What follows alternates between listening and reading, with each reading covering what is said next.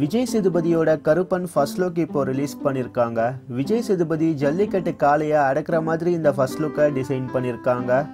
ரேணிகுண்டா படத்தை எடுத்த பன்னீர்செல்வம் டைரக்ஷனில் விஜய் சேதுபதி, பாபி சின்ஹா தனியா இந்த படத்தில் நடிச்சிருக்காங்க.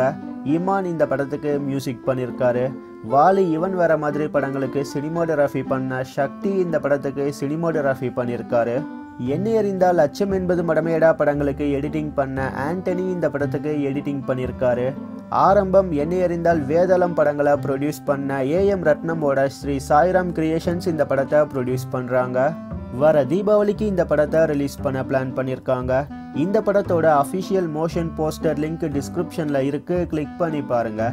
இதே மாதிரி சினிமா நியூஸை நீங்கள் பார்க்க சப்ஸ்கிரைப் பண்ணுங்க ட்ரெண்ட்ஸுட் டிவிக்கு.